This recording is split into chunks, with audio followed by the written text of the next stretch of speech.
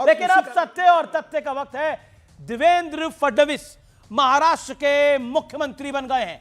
गुरुवार को उन्होंने मुंबई के आजाद मैदान में हजारों कार्यकर्ताओं के बीच, लोगों के बीच, सामान्य और वीआईपीओ के बीच शपथ ली और प्रधानमंत्री मोदी की मौजूदगी में सीएम पद की शपथ ली।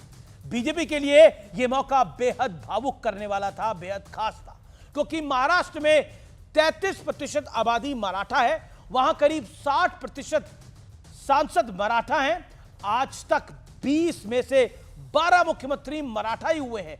अभी भी 127 विधायक मराठा ही चुने गए हैं। यानी देवेंद्र फडणवीस ने इस चुनाव में न सिर्फ विरोधियों को साधा है, बल्कि जाति वाली पॉलिटिक्स पर भी वर्चस्व हासिल करने का प्रयास किया है। दूसरी तरफ महाराष्ट्र ने प्रधानमंत्री मोदी की उस बात को भी सिर माथे पर रखा जब उन्होंने कहा था कि दिल्ली में नरेंद्र और महाराष्ट्र में देवेंद्र, यानी महाराष्ट्र ने विकास के एजेंडे पर अपना वोट दिया है। यह पल इसलिए भी ऐतिहासिक है क्योंकि देवेंद्र फडणवीस ने साबित कर दिया कि शिद्दत हो तो आज भी अर्जुन की तरह मछली की आंख को भेदा जा सकता है।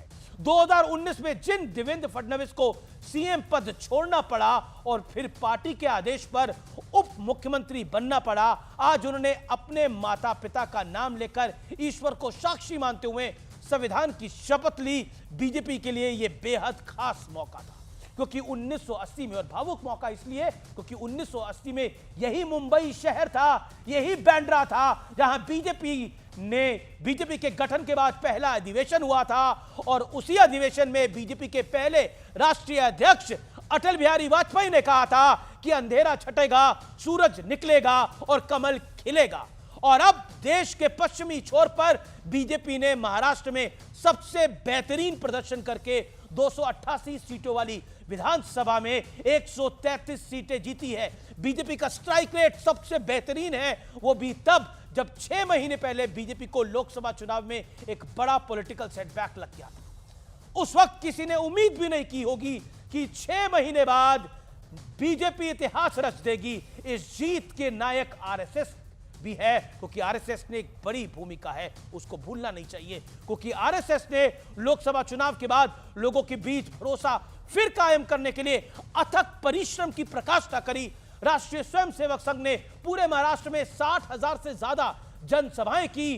2025 में आरएसएस की स्थापना के 100 साल पूर्ण होने जा रहे हैं। बीजेपी की जीत ने इस शतक को बहुत खास बना दिया है। आज पूरब से पश्चिम तक, उत्तर से दक्षिण तक भारतीय जनता पार्टी का वर्चस्व है। महाराष्ट्र में देवेंद्र फडणवीस की हैट्रिक ने यह साबित कर दिया है कि राजनीति में परिश्रम की प्रकाष्ठा चलती है। बहानेबाजी और फर्जी नैरेटिव 1-2 चुनाव तक तो चल सकते हैं, लेकिन 6 महीने बाद उसे धाराशायी कर दिया जाता है। इसलिए तीसरी बार शपथ लेकर देवेंद्र फडणवीस ने मुख्यमंत्री पद पर अब एक बड़ी बात करी है।